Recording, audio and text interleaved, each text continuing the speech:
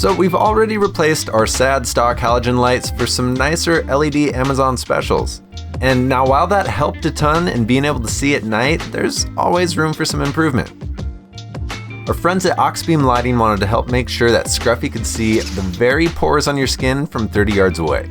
They happily donated a set of their 360 Pro Series 9-inch fog lights, which next to the wheels will be the nicest thing on Scruff.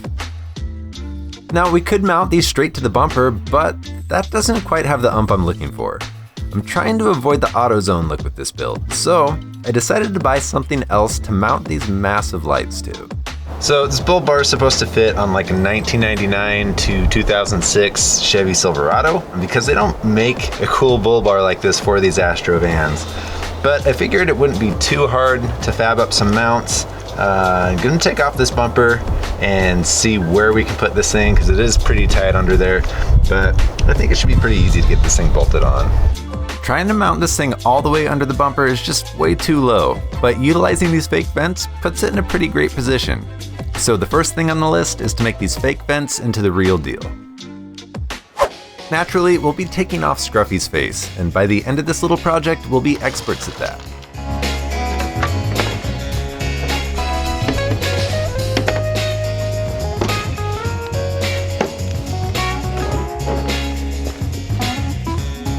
I'm always a little leery of hacking stuff away at my car with power tools, but luckily this is just a plastic bumper cover.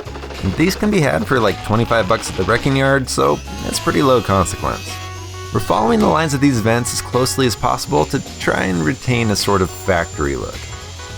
And it didn't turn out half bad, but when I checked the fitment with the bull bar, it still didn't quite fit right. Alright, I have to get rid of a lot more material than I thought I was going to initially, because I thought it would fit right in here, but these openings are too small for the bull bar, so I'm going to actually take off this entire side portion, which I didn't want to, but I got it, so let's do it. After just a little more hacking and sanding though, we were able to get these openings wide enough to clear the bar and still look half decent. After slipping the bumper cover back on, and with the aid of one tie down, we were able to take some rough measurements of where we should be mounting this thing. Upon initial inspection, mounting this bar might be a little trickier than I thought though.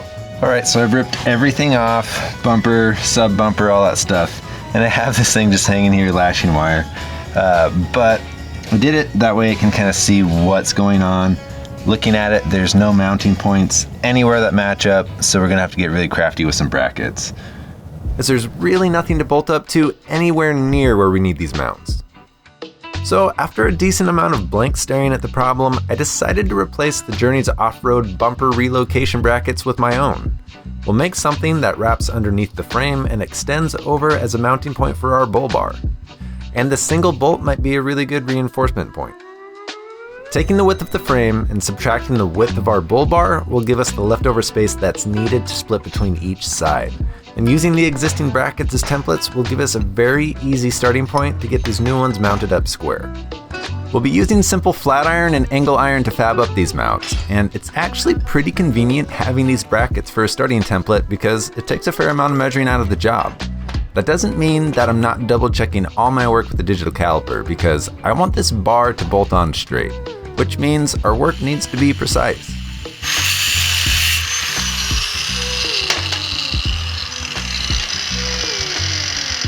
The tool that comes in really handy for this job is a special drill bit called a step bit. I don't have a drill press or anything here yet, so we'll need to make accurate holes by hand. Using a punch, we'll make a dimple as a guide and drill a pilot hole. In case if you didn't know, the dimple actually keeps your drill bit from wandering as you start drilling. After the pilot hole, by using our step bit, we'll slowly make our way to the size that we need. I use a marker to mark on the bit where to stop drilling. And now with our pieces cut and drilled, we can start mocking these mounts up. Okay, so now you can kind of see how we're going to wrap this mount under to get it to the other side for a mounting point. I would have rather have put this on this side, but on the bumper mount, the bolts on the other side are welded to it. I didn't really want to cut those and reposition them, so instead we're just going to put a couple bends in this piece and it should be good. Keep going on it. Got to make this for the other side now and just kind of mirror it, make sure we get it all centered. And repeating our steps, we have a start to our mount for the other side. Now, this next step is where my tool limitations kind of got me. I wanted to make some 90-degree bends from these pieces, but in order to bend steel this thick, it needs to be red hot. And I only happen to have this little propane torch, which would work in like an eternity.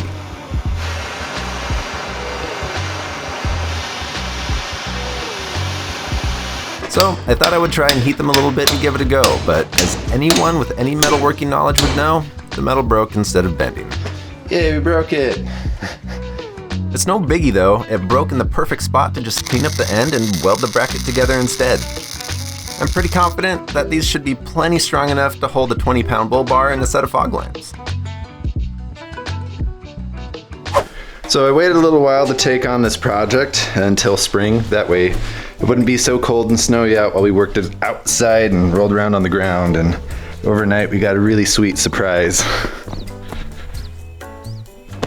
It's spring in Idaho, I suppose. Cool. So let me clean off our work area. That way we can get back to it and hopefully get this bumper bar mounted today. I promise someday I'll have a shop to work in, but for now it's thermals and shovels. Now that we're done using our ice scrapers though, it's time to get back to work. Now that I have both brackets mounted, you can see that I left some extra length to work with. I wanted to actually use the bull bar mounts themselves to find true center within the frame.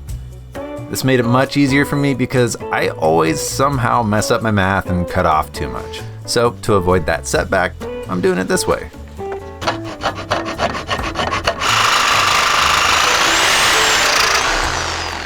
So this is what you call winging it as we go.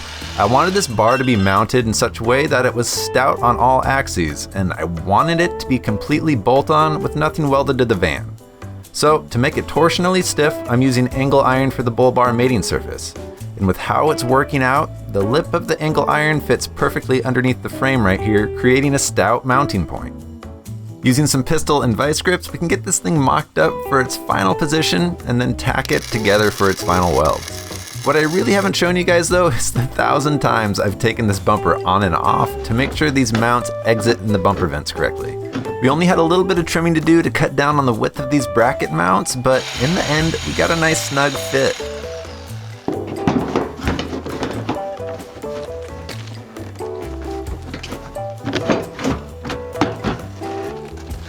After getting all the joints welded up on the brackets, I used the same clamping method to mark up our mounting holes. And after taking our time to drill these out,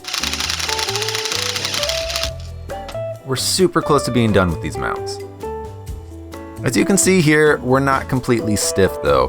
Initially, I was going to make another piece that would fit in this bolt hole, but that would have made the brackets a lot more difficult to take on and off. So instead, we're using some scrap tubing and bolts, and we're adding our final reinforcements directly to this bumper support. It's a quick, easy solution that makes our final product stout as can be. All right, so we have the mounts all done. They are rock solid. You can stand on them, not going anywhere. It's time to throw the bumper cover back on and see if we can't get the bull bar mounted and finish this project up. Using the supplied hardware we got with the bull bar kit, it only took 4 more bolts and we finally have this thing mounted up. And it's not going anywhere anytime soon. At least not without some outside motivation from Bambi or something. And now it's time for honestly the easiest part of this build, installing these Auxbeam fog lamps. They take care of all the electrical work for you with this really nice wire harness. It has the proper relay and switch already built into it. All you need to do to get it hooked up is connect the positive to power and the negative to a good ground, and they're ready to go. But I did hit a tiny snag, and that these lights are too big for the bull bar. Maybe I should have gone with some of their 7-inch rounds instead of the 9-inch ones. But this is a pretty quick fix. After a trip to the hardware store, we'll just use some wider flat iron to make some custom platforms to mount these on.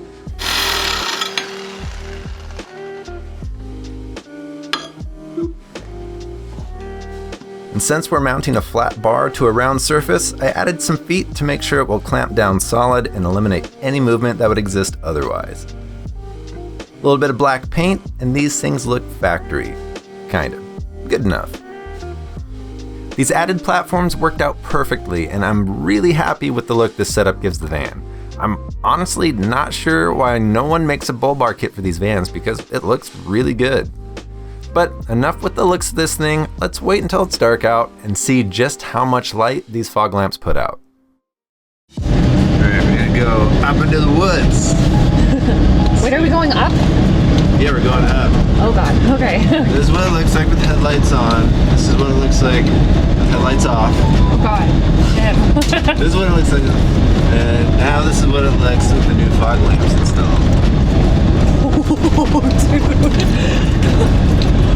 These things are so bright. I can probably see your face. No, just kidding. No, I can't see your face. Dude. Like, these are the leading cause of night blindness, I'm sure. But, Good if you're gonna drive. God, dude, that is so bright. You better make sure that there's nobody coming. They're not gonna be able to see. yeah, these are not for like...